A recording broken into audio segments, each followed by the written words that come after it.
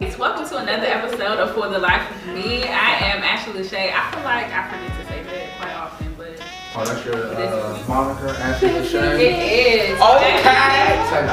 As you can see, I'm not here by myself. I have my friend. Y'all can just go around and say y'all name real quick. I'm Nika. I'm Bryan. I'm Jonathan. I'm Victoria. I'm Bryan. But my father and mother were never together.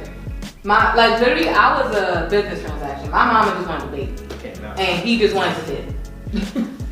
I'm going to be back, and that's what it was. She wanted a baby. Like I said, she was older in life, so she didn't think she could have kids. So I was. Amen. And so me and my mama with him. We're driving home, and there's this young lady on the street, and he rolled down the window. She's like, "How have you been?" My dad will always come to see her. And he was like, if he had food, if he had something extra in his lunch bag, hey, I just wanted to give this to you, I hope you're all right. They gave my dad flowers for his retirement party.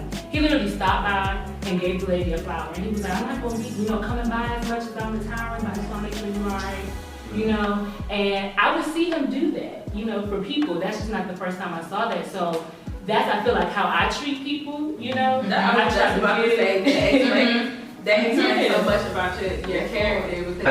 Because these are the situations that we put you in. So, all right, you're in a new school this year. Okay, 6 months in, you might be in a different school. But it's more so about I'm providing, I'm putting the roof over your head. You got clothes. Well, no one asked them if they were okay. So yeah, that's why I said you were okay. They didn't even know if they were okay. They were just doing the best of their ability. That's like the common theme, the survival mode. They're just trying to survive and survive. It doesn't matter if I'm okay. Am I providing? Did my kids eat? I just gotta know. I gotta get that next meal on the table that next day, and my kids are all right. So they're not even really thinking about. And it's that, and there's a notion that kids don't have feelings, don't have emotions, and they absolutely do. Not only do I have them, I have no idea how to navigate and process them.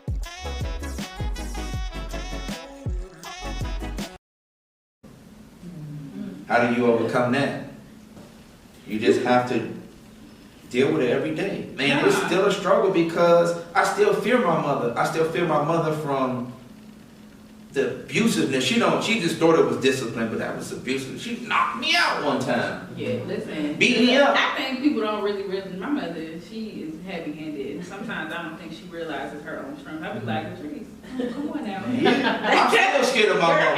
My mother can yell at me. I'm 6'2", 180. I can knock my mother out with one punch, but she's looking at me in my eyes and say, Jonathan, I'm disappointed in you. That would turn me into 4 feet, 95 pounds, and I'm curled up in a corner like, I never want to disappoint that woman.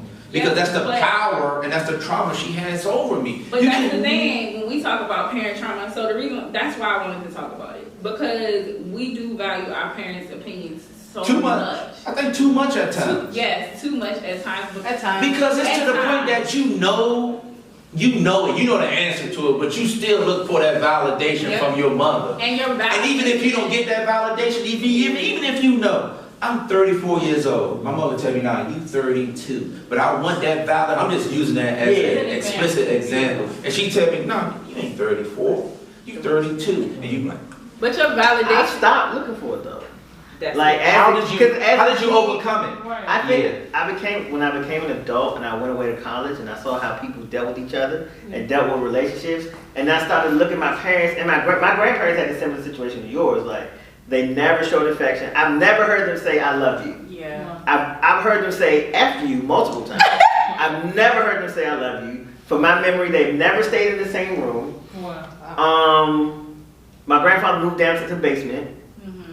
Even after my grandmother died in 2018, he still has not moved upstairs. Damn. I'm the only. It's just it's 3 rooms upstairs. I'm in one. The other 2 is just empty. I put a weight set in one of the rooms just to work out in because nobody's here. Yeah. But I think with my mom, when I became an adult, and so like you become an adult and you look at your folks like, you just a nigga. You messed up. Like y'all niggas. You messed up. Like y'all niggas is niggas. And it makes. I understand why you do it now. I didn't understand it as a kid, but as an adult, and I'm in certain situations, or I see other people in situations, I see why you did it. Yeah. And I understand why you felt the way, but I see why you're wrong. And if you don't want to say why you're wrong, that's fine. But I'm not going to deal with you. Yeah. Yeah. And that's the hardest part, right? Because I got to that point. My mom is this person that you look at her on the outside, your mom is the best mom ever.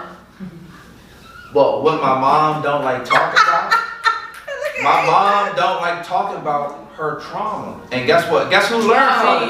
Hold on, but guess who is the evolution of her? Us. What we do. They don't show emotion. So when I'm dealing with a girl, she's like, you're so cold. Yeah. Where I get it from? I've grown up on this for 30 some odd years, and you give me a proposition, at night you gotta cuddle me. I don't know how to cuddle. So I would rather you leave, and I don't have to, it's not gonna force me to deal with that. Right. And I do that all the time. That's why I cycle over women and women and women, because as soon as they bring up some trauma in my life that is dealing from my parents, just leave. I don't gotta deal with you, but that's the easiest thing to do. But that's why it's so important to heal. My mother, I want her to deal with her trauma. To be fair, my mom has dealt with some of her stuff. Like I watch her make progress. I watch her develop her relationship with God. Now there are certain situations that I'd be like, I really want y'all to go to therapy. Not just her, like my grandmother. Like I want them to go to therapy because I know there is a deeper issue. So sometimes a lot of our parents fall on, well, I got God. I have God too. But I also have therapy, and God made people intelligent in a specific area so that we can utilize it. My mother always says, I'm going to get my blessing out of it. God is only going to... I'm just like, girl. Right. God is not going to hold your blessing hostage because you said no to something. And God is only going to lead you up to a certain point. He gonna put you in that predicament and say, hey, I'm here. You know I'm right here on your back, but you gotta go forward. And our parents they're scared because they used to frustrate the crap out of me because when I was younger, she used to force that on me. Yeah. I did so many, it's weird because there were so many things, she had me involved in a lot of things. I was in therapy when I was young because of my freaking... Oh, so you started young. I've been for therapy since I was a child. So I was in therapy because of my father. She knew she was let me get this and but whatever. And so the therapist was like, put her in dance, have her sing, have her do this, have her, whatever. That's just and nasty. So, and it literally was to keep her distracted from the fact that whatever. And so when I was younger, I loved it. Sure, whatever. But as I got older, I was in a group called Children's Gospel. I was over it. I was sick of having to use my weekends. I was sick of having to go to rehearsal every night. I was over it. It was hours and hours of rehearsal. Because was there ever a question do you want to do these things? You had to do it. It was always you're doing it. I started to resent her because it's just because you out here saying yes on a regular basis does not mean that's how I'm set up. I am not cut out to be out here saying sure, okay, yeah. No, I don't want to do this. Also, did y'all have the conversation? Yes. And that's what really frustrated me because when I was older we had it. When I was in high school. I'm talking when it wasn't no conversation. You had to do it. Yeah. I was in a step team for Christ. I was in a dance team for Christ. That's the thing when I think I wasn't no dancer. With some of the stuff, I wasn't no dancer. I got rhythm.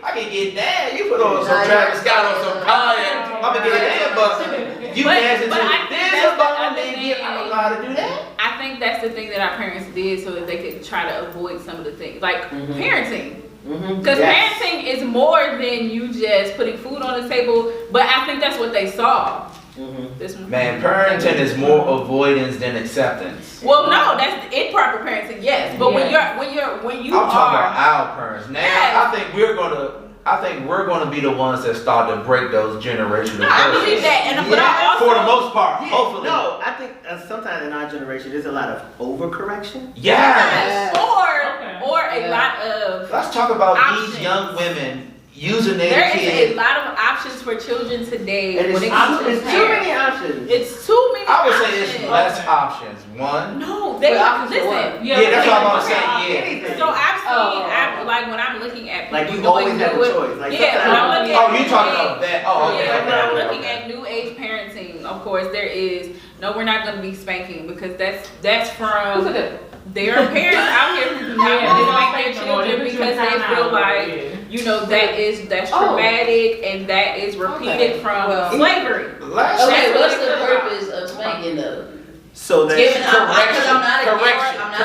I think it's correction. I don't think spanking should be the first option, but I am pro spanking. But I think spanking is a form of correction. I'm gonna just answer that. Yeah. From my understanding, from a psych perspective, for kids, because they don't necessarily always understand the explanation.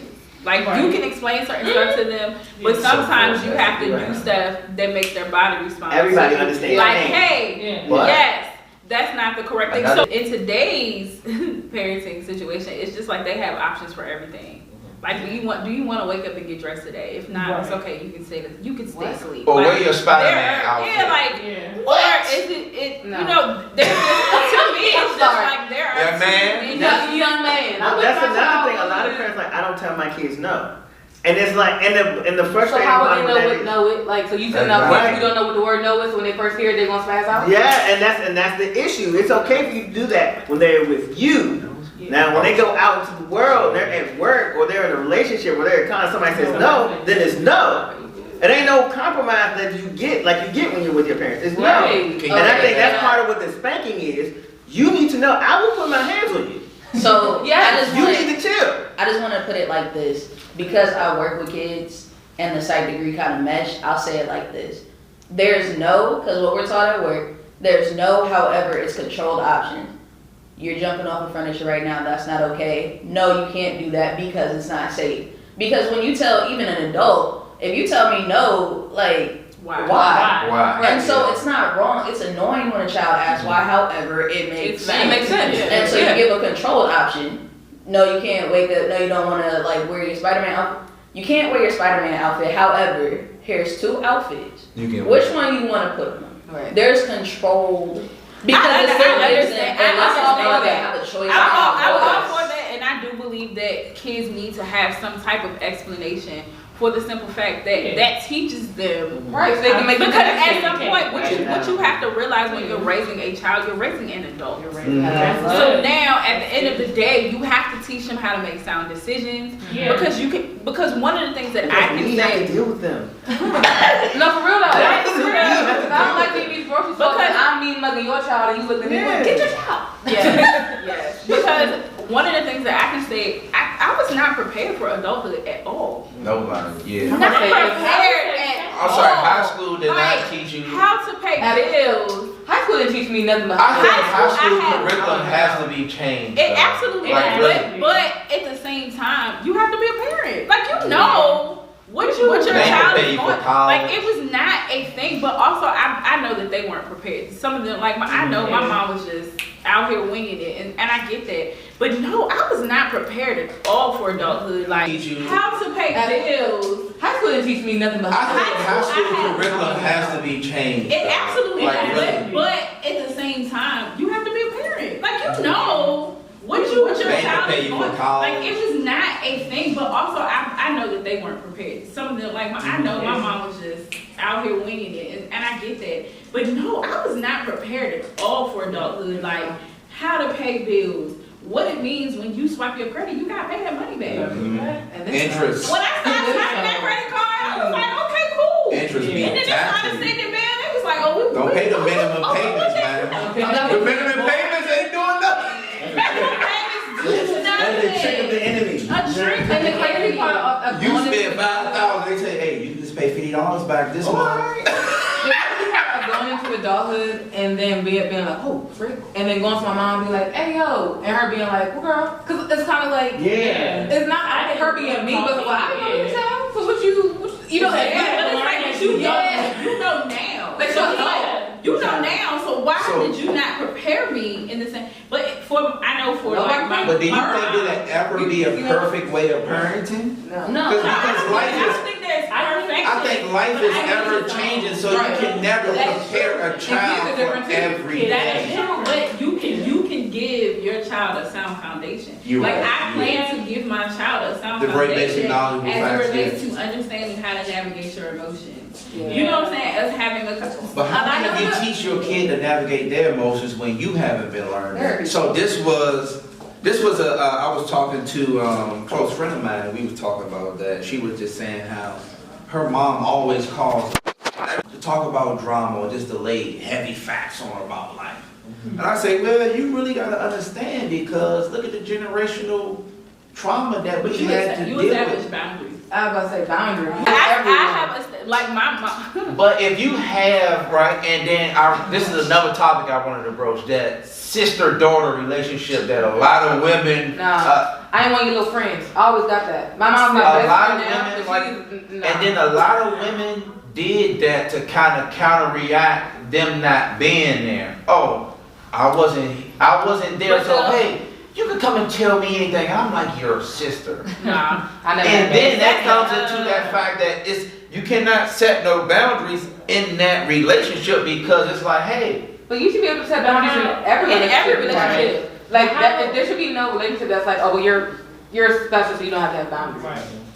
But how would you set boundaries with the parents? Yeah, that's what I'm saying. Respectfully. But I'm saying Respectfully, they feel like you're being disrespectful. Exactly. Saying, hey. And then but it's like, I feel like sometimes you have those. So for me, when I first started to establish boundaries, my mother used to think, and she might still today think, that I have like the ultimate like disrespect, because sometimes I'm not gonna hold y'all. Sometimes my tone is like. And I ain't got to time. be direct and like. Yeah, and it's not intentional. You can't be direct. But it's just right. Like, you have to like be very soft. Exactly. You gotta go around the corner just to get to your point. Yes. But yeah, it's a whole thing with you. But as an adult, like it's just like with any other relationship. It's just like, no, I love you, and it doesn't mean that I love you any less. Right. However, this conversation for me is not healthy. Right. And let me explain why it's not healthy. Definitely. But I think that for me and my mother to grow to where we are today, she had to go through some of her own healing. Yeah, and so we eventually were able to have, because before we weren't able to have tough conversations. Mm-hmm. Like those tough conversations was either I was disrespectful or I didn't love her, or it was just the whole thing. And so now that she has grown, and I think that she understands me more, and we are able to have some of those tough conversations. There are still some conversations we have yet to have. Mm-hmm. But I think that as we, because timing is everything. Yeah. But it's important in any relationship to make sure that you're able to establish boundaries. And I think as I've gotten older, and figured out who I was, I just kind of figured like I'm not tolerating this because it's not good for me. It's not like I understand how this makes me feel. It triggers me in a way that I don't want to be triggered, or I don't, you know what I'm saying?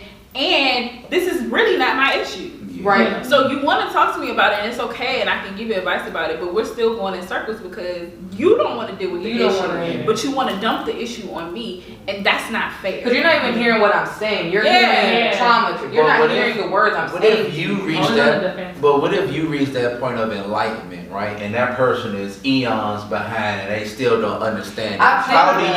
How do you like just kind of like letting it rock? How do you get that person to kind of, not saying catch up to you, but understand like, hey, I don't. So you just walk away from it? No, I pray. So I do. If we're talking about or you won't. But if you're talking about parental figures. We can talk about parental figures. So if you're talking about parental figures, one of the things that I had to do when it came to like my mother and my father, I had to pray and really ask God how to navigate. Yeah. Because the stuff that I was doing wasn't seeping through.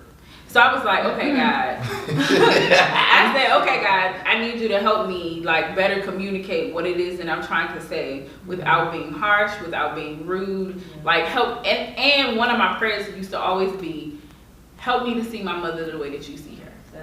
Because if I continue to see my mother as my mom, then I am not going to be able to communicate effectively without my emotions or see her perspective. And when God allowed me to start seeing my mother and what she was going through and why she behaved the way that she behaved, then it was different. And the same thing with my father. Like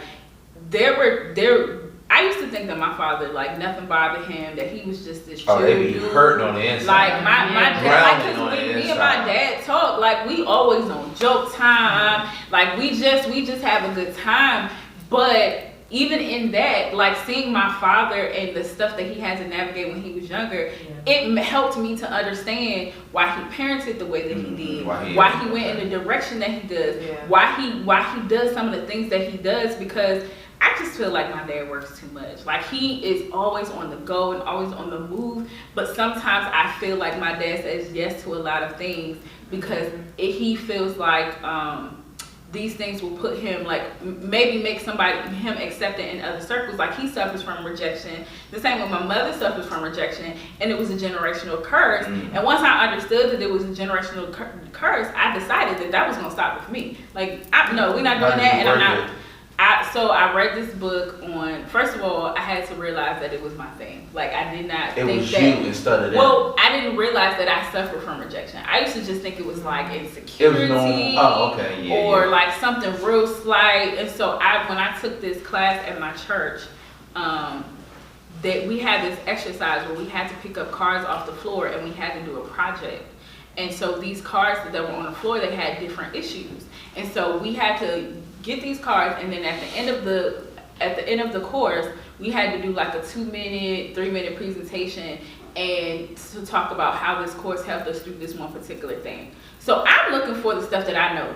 Insecurity or just little stuff like that. That was my main thing. I was like, I'm just insecure. I need to fix that. I know I need to develop more confidence. All of them words were gone. The only word left was rejection. And I said, all right, I'm going to just pick it up. I'm going to figure it out. And my facilitator, at that point, she's from Brooklyn. So her demeanor and her delivery was rough. The New York is rough, man. So when I say I left, so we had a one-on-one, and so my encounter with Jesus, so my expectation with her was to be like, oh, this is gonna be great. I'm gonna be crying because there's gonna be so much revelation. I was pissed.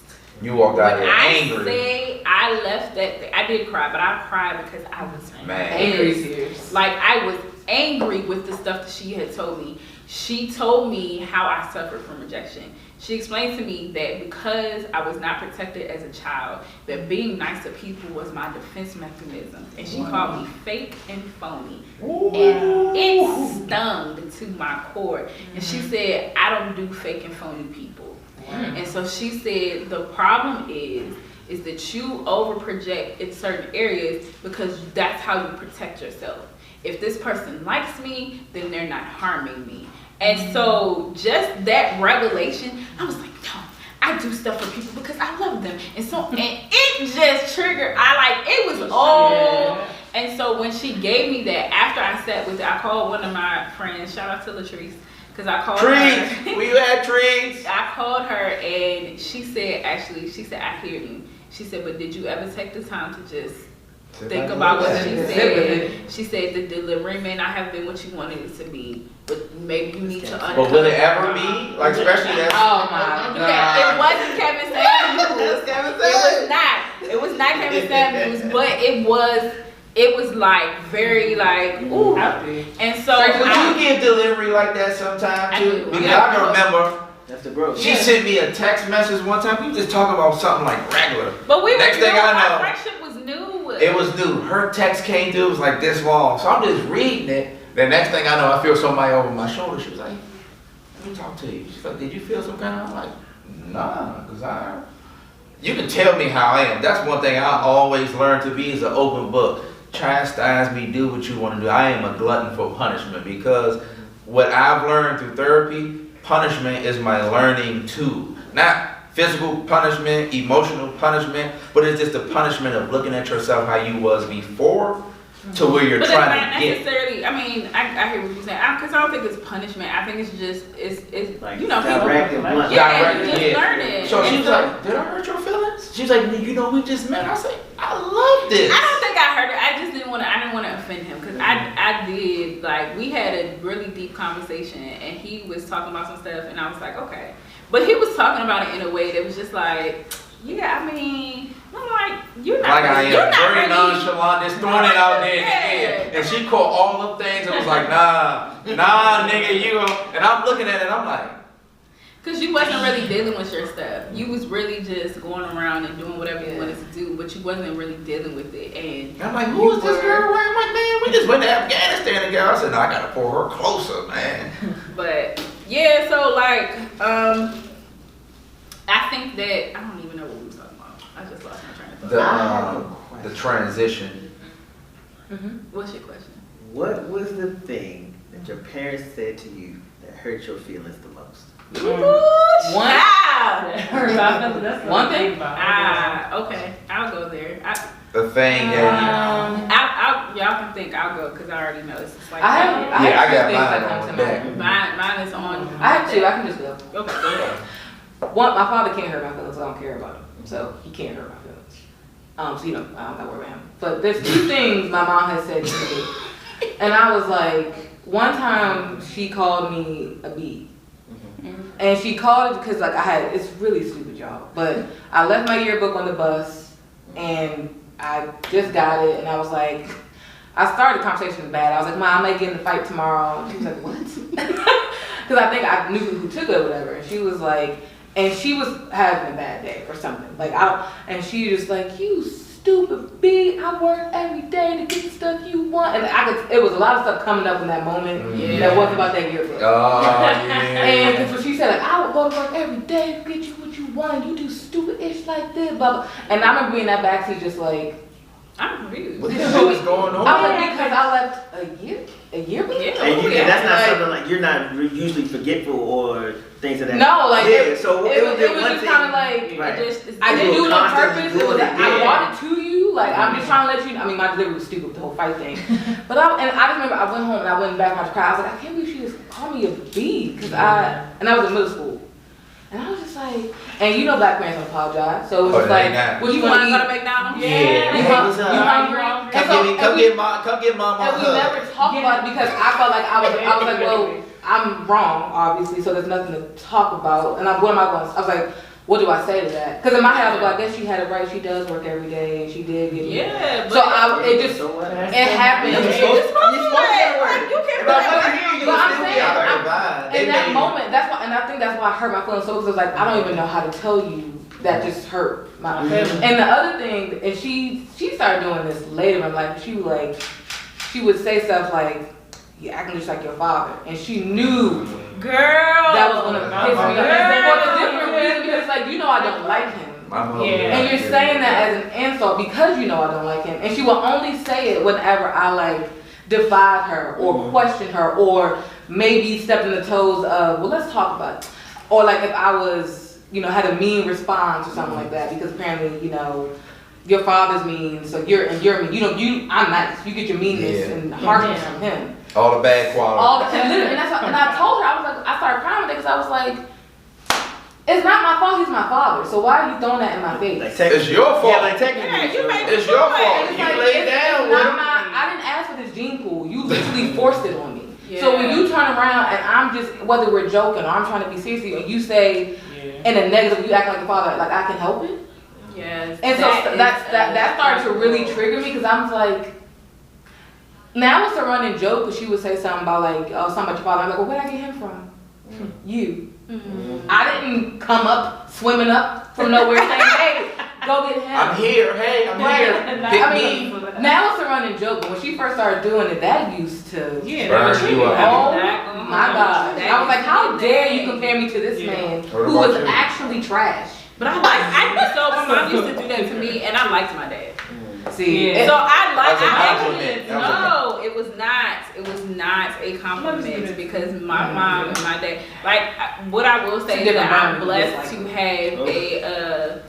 blessed to have parents who get along so well now to where I can feel like I can put my mom, my stepmom, and all of them in the same room, and they will be fine. Like, they will get along. Like, my stepmom was coming up here. My mom was like, yes, let me know. We going to brunch? I'm like, girl, okay, calm down. But no, like, I am blessed. That's one of the things that I can say positively about my mother is that she never made me choose. Like, she never put me in a position to say it's either me or your father is X, Y, and Z, and made me, like, not have a relationship with. It was very important for all of us to try to have some type of relationship with our father. Yeah. For us to make up our own mind about who our father was to us. My mother did that too, which is another reason it made me so angry. I was like, my mother, who owes you nothing, is trying to help you. Yeah. She is trying to give you insight into me and like do this, and like you still just But that was one of the things that used to trigger me when my mom used to be like, "You acting like your father." Yeah. It used to make me so. And it made you mad because she was using it as an insult. Yes, and I love my dad, but I think it also triggered me because. Not just because I love my dad, but I think it was more so like, you don't even know me. Like, you not even trying to understand where I'm coming from or my perspective. Yeah. And you, as my mother, have no idea who I am. You just don't like what you're hearing. Yeah. Which is funny now that you say that, because technically this is her second time around with it, because she did add it with your dad. Mm-hmm. So by now you should know how to navigate this. Yeah. Right. So it was just a thing. But the other thing that she said to me, and we've had a conversation about this thing, but it wasn't what she said, it was what she didn't say. So I, coming out of high school, I got pregnant, and I wanted to keep this child because abortion was not a thing for me. So I wanted to keep this child, and it was just this whole thing. My boyfriend at the time was no help. My mother was like, I think she just panicked. Like with hindsight 2020, she just was frantic and she panicked and she absolutely did not want that for me because she had been through that. So it was, y'all gonna get married, he's gonna go to the military, very old school thinking, or you're not gonna have this baby. And if you have this baby, you can't live here. So I'm like, I'm on the East Coast. Yeah. Where am I going? Who am I going with? All my family is in the Midwest. And so we had that blowout, but then I wrote her this letter. I wrote her this letter to explain to her like how I feel, how I needed her as my mom. Y'all, when I say she was silent for 2 weeks, she would come in the house, she would go in her room, she would not communicate with me, she would not talk to me. You had to face it. She was not any of these things. She did not have a conversation with me until I decided that I was going to get the abortion because everything, me having a baby, I'm like, well, how am I going to do this? I don't have my mother's support. I had my father's support. He was like, I'll help you do whatever. But then I was like, now I got to move back to the Midwest, which is not necessarily what I wanted. But then I had a boyfriend like, well, if you move to the Midwest, I'm not going to be able to see my child. And it's just like, well, you're not even helping me come with a solution. So do you really want to see a child? Like, what are we doing? Like, sir, you're not providing me anything. And so it was just like a whole thing. And so she did not talk to me until I made the executive decision to do this, right? Wow. And so it was a time, and I think I was angry with her for a very long. My therapist had to point out to me that I was mad. And she was like, you seem to give your father a lot of grace, but you don't have grace with your mom. Yeah. And then we started to talk about it. She said, you need to talk to her about that. And I was like, nah. I don't need to talk to her about that. Like, this ain't a conversation. It happened. The child's not here. But we had that conversation, and we had to have it, and it helped because it helped me get out like those particular emotions. But yeah, that silent treatment, that situation was like that hit.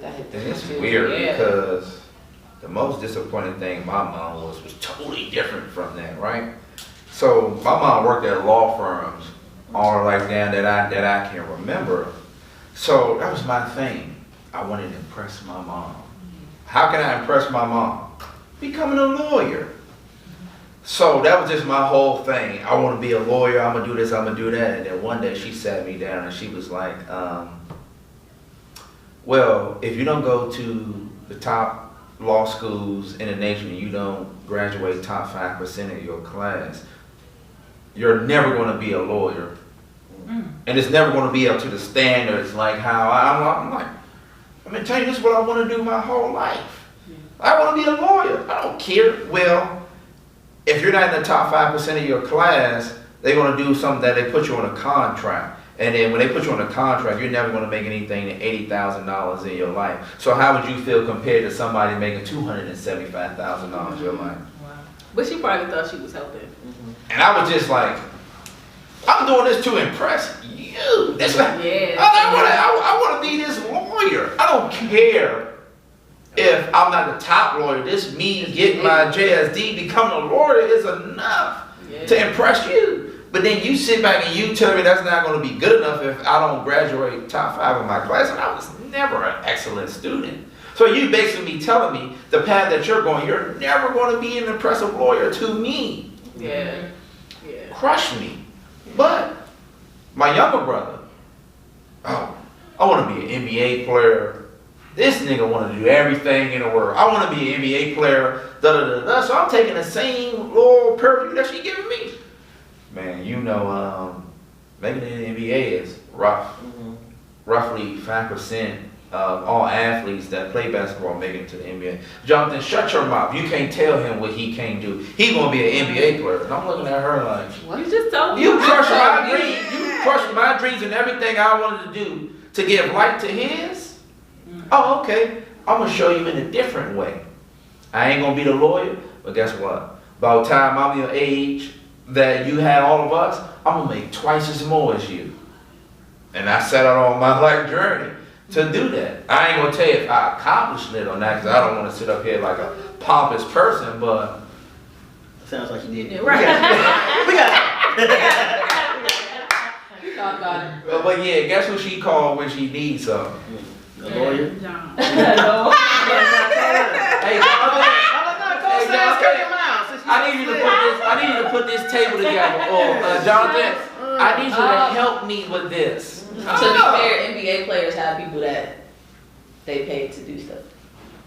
Amen. You guys. I was gonna say mine. I was 9 or 10. Mom asked us to clean up. You know how kids are moving slow. Yeah. She Well, went do off. it anyway. Yeah. She went off, and in her rant, she was like, "I wish I never had y'all." And that's dumb. And she left the room, and I started crying. And she came back, like completely different. I was like, "What's wrong with you?" And I think that's what. And I was like, "Nothing." Messed you up even more. I was just like, "Yeah, that's what really messed me up." I was like, "Nothing." Because if you don't understand how you just hurt my words feelings, hurt. what is the point in me explaining it to you? I was like, "Nothing. Don't worry about it." And ever since then, I really don't. Yeah. I don't talk to her about anything. Really. Because at that point, you understood that you had to mask your trauma. Yeah. For hers. For her? Yeah. But again, just like there, she wasn't mad at y'all moving slow. In that, like she was mad It was about so many something other It was things, something and else. used that moment to be like, well, since I'm already yelling, Could have been like, work. Could have been just a laboring of. right. And I get that. There's still no justification. But yeah, no, it's not. It's a follow up of Yeah. why do you not understand? The fact that you don't even know that you But you know that what's- you think you can just say things. But you like know what's that. crazy? Why she made, because maybe her parents was yelling stuff to her, and there was never no connection. No, they Oh, still absolutely. do. That's But you what know I what I'm saying? said. Like she didn't How think she had to it make that trickles connection because she down. never made the connection. It to her trickles parents. down. Yeah. So it's like in her head, she was like, oh yeah, but We it was just gonna scream stop. horrible things and then just going But about her guys, business. You know guys, what I mean? look where we come from. Well, yeah. Look where we come from. And could you ever think in your wildest dreams that we could ever be successful from that? I mean, today, yes. I mean, but Back then, but if you no. really, Back then, so I'm gonna get into that in a second. Vicky, go ahead. yeah. Yes. So with me, with my mom, it wasn't necessarily what she said, but what she didn't do. Mm-hmm. So, like I said, I grew up in a 2-parent household. I love my parents. I didn't grow up in a bad situation, but I grew up, they weren't perfect. Yeah. So my dad, he liked to drink. He was, I don't want to say drunk, but he was drunk. He used to, whatever, he was drunk. Like, he was not a drunk, but he was drunk. He was drunk, yes, but no. So there were times when he was never like physically abusive or anything. But there were times he would come in and my mom would be asleep and I'll be by myself on the computer in our house.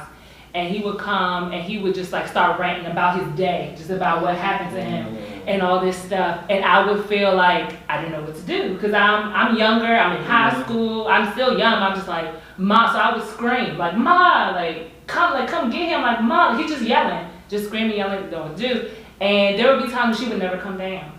And that would hurt me. But she'd be like, well, I was asleep, I didn't hear you. But it's like, this is your husband. Like, why am I dealing with this? She heard it. She ain't want And to deal then, with it. and then so it's just like, that's one thing, I've never told her that, but that's one thing that really will hurt me. And now, like, as I'm older and now it's just me and my mom, I notice some things. I know she doesn't do it on purpose, but like when I want to talk to her or when I want to have a conversation, we'll talk. She'll listen, but then she'll be like watching TV or she'll be doing something else. It's no attention to you. Yeah. And then I'm like, I'll be like, that's fine. You watch something. No, I'm listening to you. I'm listening to you. Like, what I just said. Because of the roles are reversed. That's so disrespectful. Yeah. Well, and it's like, I also think that. Or they give you the well, you be alright. Don't worry about it. My mom, she still give me that to this day, and I'm like. I'm trying to build an emotional relationship with you. And it's just like they don't know how to. Sometimes they don't know how to get. Their emotions make them so uncomfortable. Very uncomfortable. Because it's just, I know it's been a thing like survival mode. Like my mom's 07. She didn't have a goddamn about emotions. She said, I gotta take care of I'm taking care of my mom, my father, my grandparents, my 6 siblings. Gotta get this straight. I gotta go. She didn't have time to deal with emotions. So it's like when I'm trying to sit you down and have an emotional conversation, it's like, what's this? Yes. I don't want this. And it's like, I know you don't want it, neither do I. Like, I'm not comfortable saying like, hey, I know you were an amazing mom, I love you so much, and you did a bomb job. But there's this thing over here. Or you made this comment, it's kind of like, and then when I do try to have it, I did the best I could. Well, I'm sorry I wasn't too a emotional. mom. And it's like, I never said you were a bad mom. I just said this happened. I need parents to understand when you say I did the best I could, that does not mean it was good enough. And that's not justification. And that's gonna sting. But you gotta take that. My best was not good enough. And that's not justification. They go to Super Bowls and national championships, and they give their best, and they don't win. You would have to be able to do it. But then that's still not justification for how you treated me or what you said to me. I did my best. I was a young parent. So what? You were still wrong. A tone. Parents have to learn this, right? In order to break that curse. Hey, Mom. I love you so much.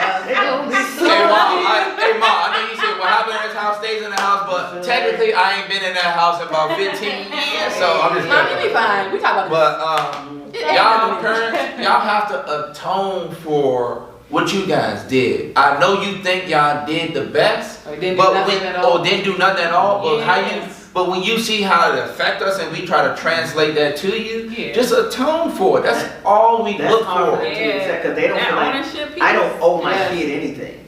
You owe us everything. But you do, because I didn't ask to be here. I did not ask to be here. So you actually do. I did not send you a letter, a friend request, or nothing. You decided that you ain't no damn stork. Come pick me up out of the sky and drop me off on your doorstep. You literally asked for this.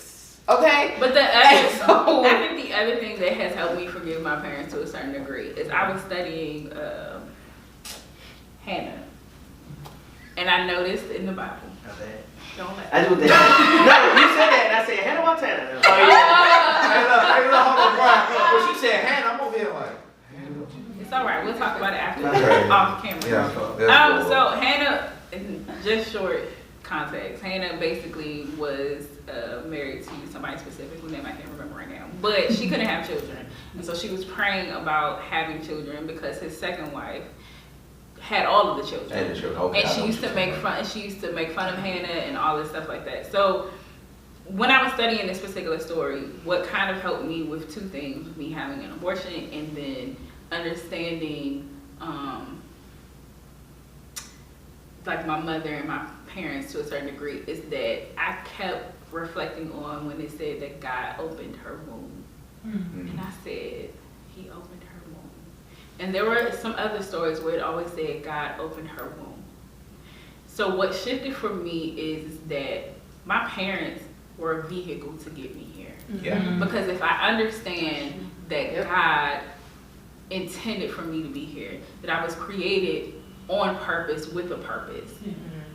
My parents were just a vehicle for him to, like, you know what I mean? Like, he opened, regardless of what they did, it was God's decision to open my mother's womb for me to be here. And so for me, that provided grace. It's the same grace that we expect from God when we do what we do. And so it provided me to give my parents grace and just to see them differently, because although, like you said, your best may not have been the best. It may not have been good enough. it helped me to understand that they literally was only doing what they knew. Yeah. And when I look at my mom's parents, what she did was pretty amazing in comparison to what she came from, because she came from different set of circumstances. My grandmother, fantastic. She can cook the house down. But I also can take my grandmother to the club today, and we can have fun together, because that is the type of person that she was. And then even like when the relationship that my mom and my grandmother have is just very different. And so I understand because of their relationship, and then the lack of relationship with my grandfather. They're like, she did do the best that she could, and like you said, it's not an excuse. I think the thing that I ask from my parents is for them to own what they did, like just own it. That's why I said my thing is just take accountability for the fact. That's all I need. Yeah, just take accountability. Don't try to gaslight me in that moment, because my mom has done that. Like, well, you need to take care of how you need to deal with that. It's like, I'm trying to do it right now. I'm actually trying to deal with it, because even though, because her thing is, well, that wasn't my intent. I know your intent is never to hurt me. I know that. But what I need you to understand is that sometimes, because it's not your intent, that's the outcome. Yes. And that's where there's a disconnect. It's like, she takes it, me trying to say, hey, you doing this hurt me. It was like, well, I didn't mean to do it, so why are we talking about it? It's like, just say sorry. Yeah. Well, I made you feel that way. That's really all I'm trying to explain it away. Just say, I'm so sorry. I made you feel that way. That wasn't my intent. And let's own it from it. And apologize. If you're trying to explain it away, no. Because now I'm sad from that and pissed off from this. Now that you mention it, that word grace, profound. It's necessary. Grace is what saved generations and generations and generations of my family. I mean, it's the exact reason why Jesus died for us. Yeah. So it's like, for me not to bring that though. You may not want. You the one that's hurt. I don't want you. I did understand that. But in order for you to actually move forward, not repeat this and bring this into the next generation, you have to embrace the grace. And then you have to embrace that, because in order for me to be the best parent that I can be when I decide to have a child with my husband, I have to give myself grace, but then I have to understand it, because I have to. I asked for that from God. I do. Listen, I probably did something this morning where God was like, "Girl." And that's like, honestly, and the same thing that I expect from God, I have to give it to the people around me, including my parents, because there's healing in that.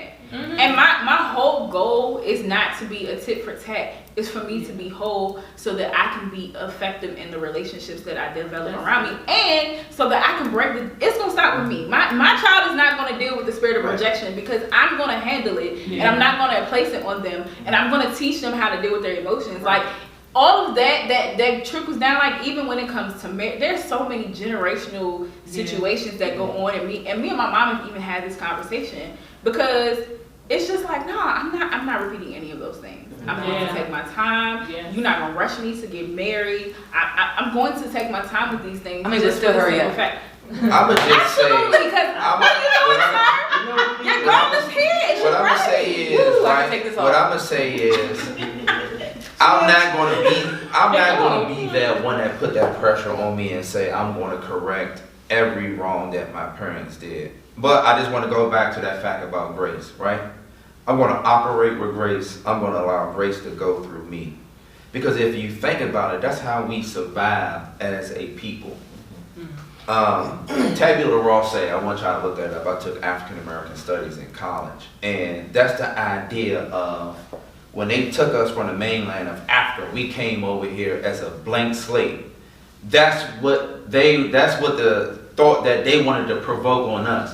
You guys got your culture over here, but during this passage, we're going to whip y'all and put y'all in so much torture and trauma that we're going to erase every part of history that you had in your mind.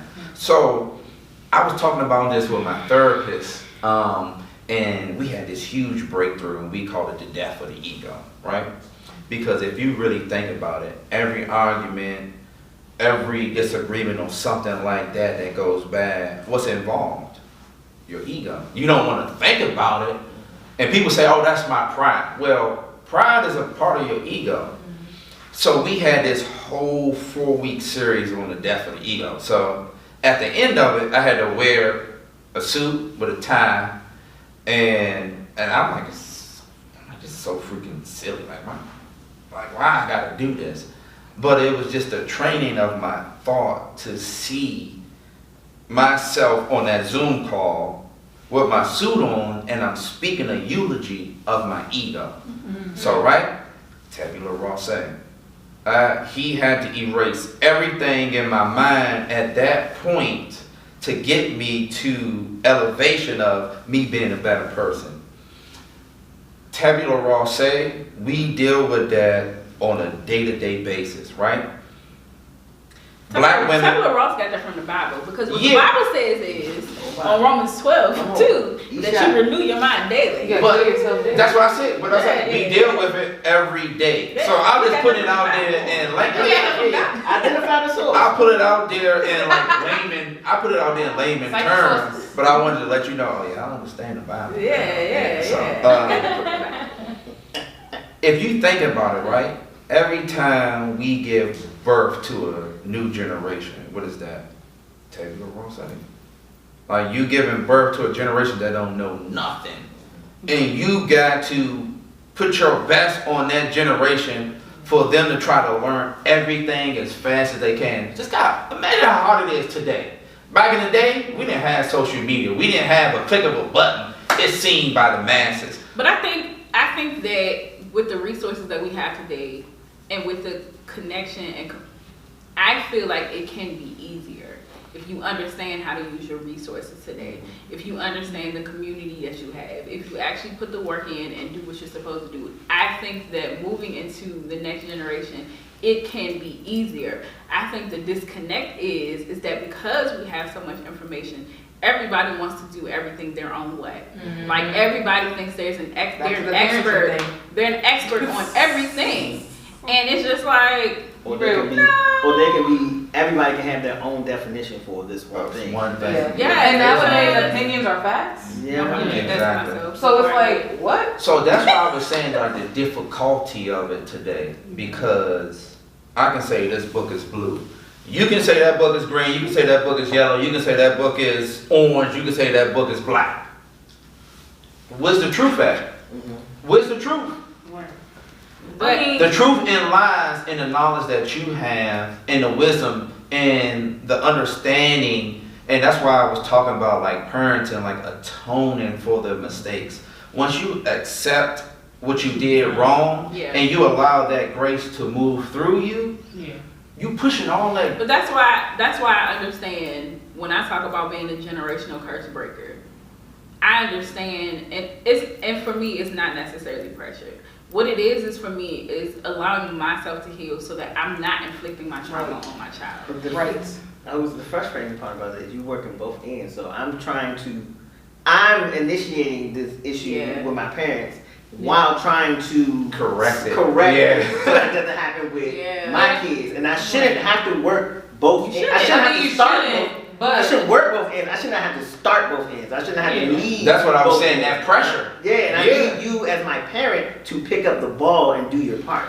I mean, however, be that vessel of grace. But that's how I take the pressure off of me, because I have stopped trying to give my mother or my father this ball and say, look, I need you to own this. I've gotten over that part. Right. I've gotten over that part. I can pray for and peace, what I absolutely and I'm gonna keep pushing. I can't. What I absolutely do is, okay, God, right here, right now, I'm struggling with this. Show me how to navigate. Show me how to heal. Show me how to do. And it makes my life easier because I have stopped putting that pressure on my mom or my dad to be the one to. If you never own it, it's fine. Exactly. Like there are moments of like frustration that I may have, but because of where I am, my relationship with God is everything. Like it literally has helped me get through so many different things, because without it, I can't even tell you. Let's talk about breaking. My problem is I need to do better at this. I don't usually use him to navigate that part. Yeah. And my problem is I use them after the fact. You're an idiot. When I'm lost, You're an idiot. it's like I'm thinking like, all right. Because now I'm an idiot for trying to correct the idiot. Exactly. Want to be corrected. And then my thing is, Bryan, I use God on the after effect. And that's not how it's I tried to. I try to do it my way, and then I'm like, oh, I'm lost, and I don't know where I'm going. But hey, can you come help me out now? And God be sitting here like, I was like, you know, like I was waiting. But then I had to learn the hard way. Let me know when I could jump in. Yo, my favorite. God is very possessive. He's very. I don't want to say a jealous God, but he wants to. Yeah, he wants to be. Hey, if you don't ask me, God, like, hey, cuz, if you don't bring me on the beginning, I don't want to be on the end. And then when you on the end, you trying to call out for me. I'm gonna be this way. But he still always turn that shoulder. Yeah, that's why I said that's the blessing of it. No matter when we call on God, he'll be right there. He'll be right there to pick up the pieces for you, regardless of where you right on time. Regardless of where you call him. But that is. But he already knew. He already knew that. And I'm like, hold on, God. He already knew. Hold on, God. You the cheat code, but don't allow. And that's why I kind of broke faith, right? Don't allow me to go through this when you know the end point, and you're gonna allow me to go through that end point, and I go through hell, and then it's like, but it's all about the learning process of life, though. He uses everything to work together for our good. But here's the other thing in that God also allows us decisions. Yes. Now here's the thing about the decisions. You can consult him before the decision, or you can consult him after. He's still gonna be there. And that is the thing about it. Like what I've learned in the past couple of years, I used to put God in this box. I'm gonna use God over here, and then I can navigate this. You told me how to stop doing that. And God was like, oh, you can navigate it, huh? That's why my favorite little TikTok joint is sometimes when the girl be like, you to the wrong destination. When the girl be like, God be like, you know, he be saying you need to get in your word, you need to do stuff, and she be like, nah, I'm good. And then it comes, and everything comes, and she be like, let me get up. It is hilarious to me because it's so accurate. It's so true. It's we really be out here thinking we know what we're like. Because God will try, he will give you warning. After warning, red flag, red. And guess what we gonna do? Nah, I'm good. I'm gonna keep walking down that dark alley. Yeah, in Southeast at 3 o'clock in the morning. After warning, and we will still be like, yeah, man. So what happened? I just want to see God. You know what I'm saying? Yeah, let me see. Yes, I'm dead. And be like, well, you sure? Like, who am I to say, are you sure? You sure about that? The creator, the blueprint, right? The beginning and the end. And the end. Now do I know it? I've seen it. The alpha and the omega. And we still. And I got my grandmother always did all her prayers. Because it's not what I want or how I'm doing it. But I just want to say this. I just want to say that I'm just be quiet. I think I've been talking too much, right? And I just want to talk about how I went through that process of just using God. Oh, I'm just do this myself, and I'm gonna holler at you on the back end because I know you're gonna be there. And you better be there. All I gotta do is get down on my knee. You better come and help me out. Is that what man? I feel what they do. I feel like y'all take advantage. Okay, we take advantage of the devil. You know, we take advantage of my man act like they do. You know how they be like, they just treat you and then she gonna be there. Oh, heck yeah. We take advantage. Yeah. That's our worldly view, right? With a woman, until I'm not. Exactly. And then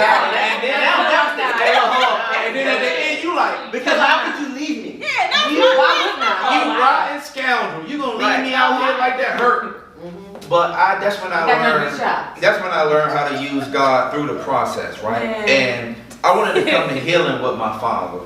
Yeah. Been out of my life, 16, 17 years. Always wanted to pop up during the defining moments of my life. Right.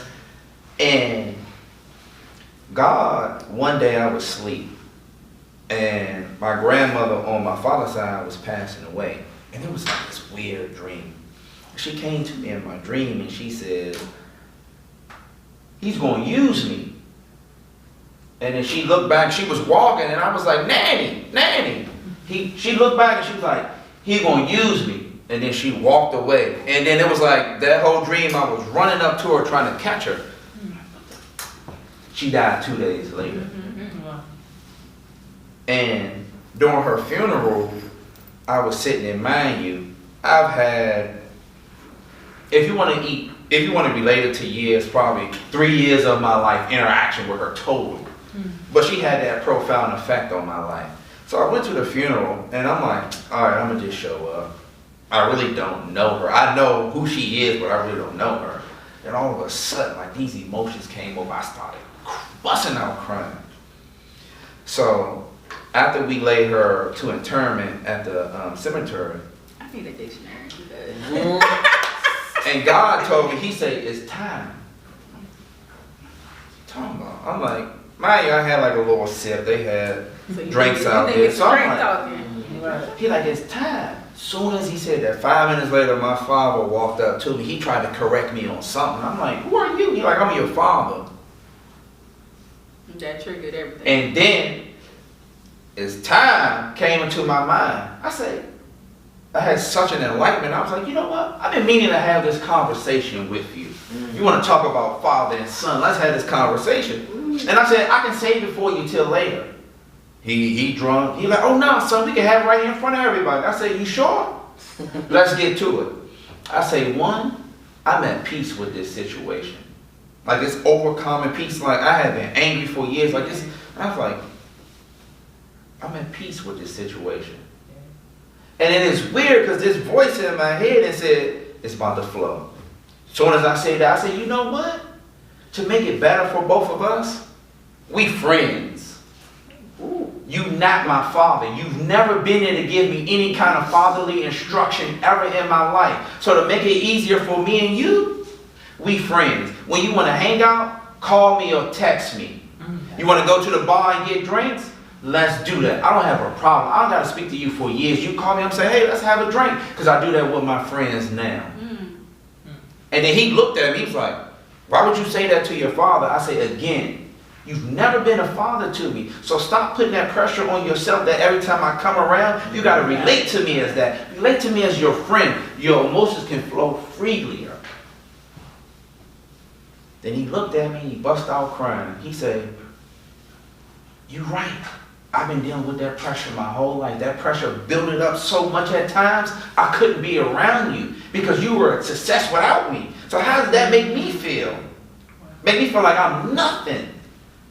You graduated from elementary, middle school, junior high school, college. And guess what? I glutted myself for punishment that I had to come and see you accomplish all of that.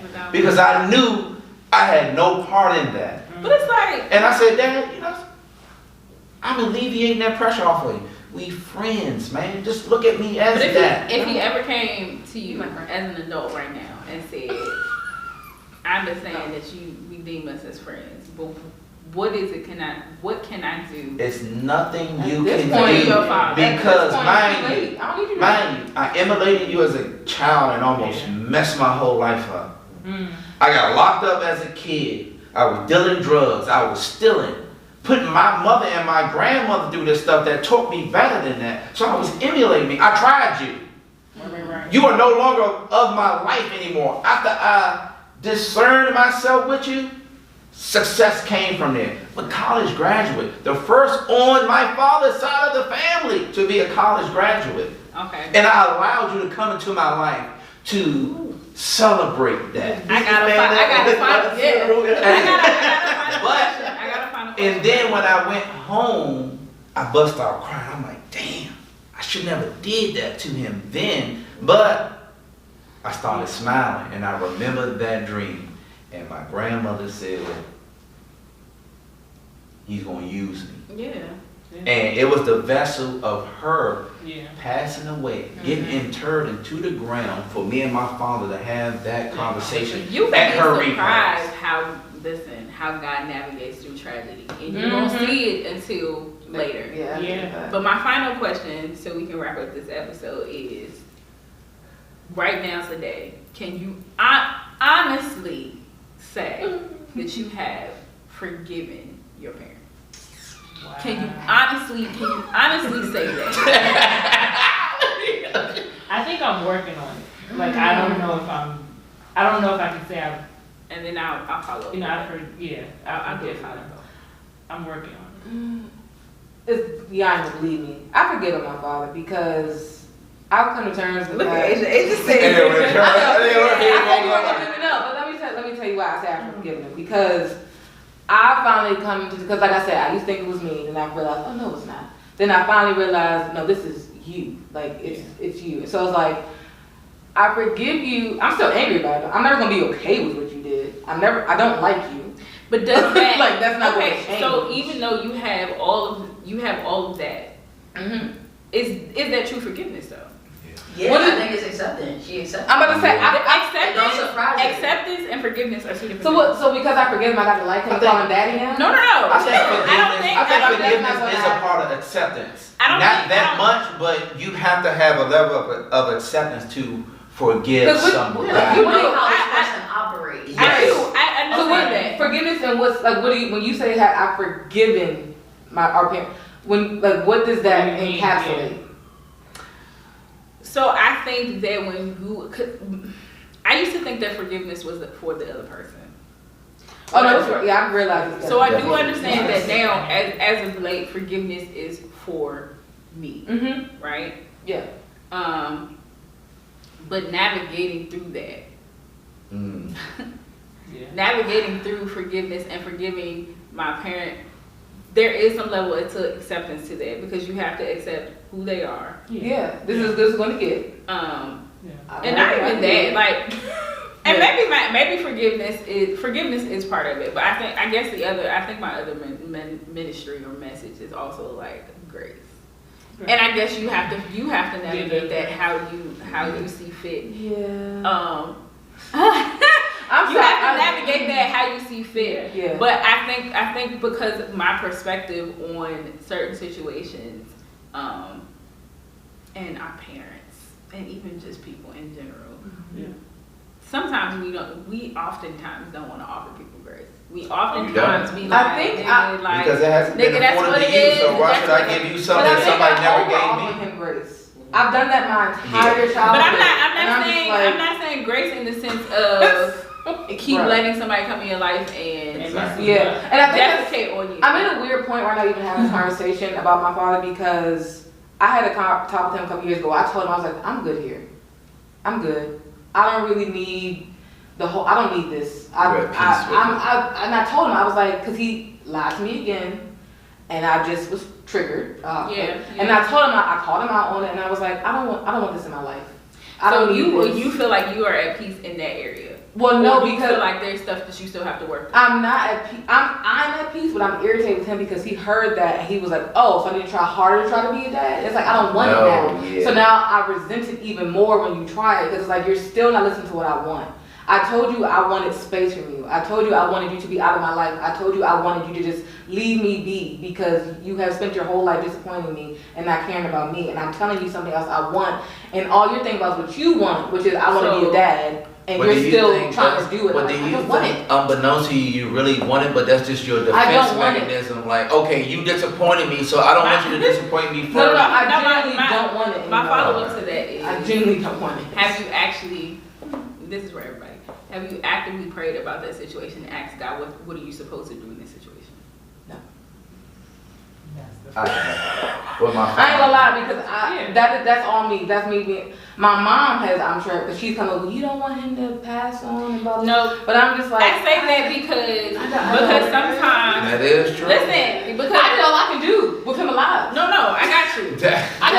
Let me tell you why. Because sometimes we block stuff that God may be trying to do because we are building walls, we are building protection spaces, and we are doing stuff in our own ability, and we're not allowing God to be God.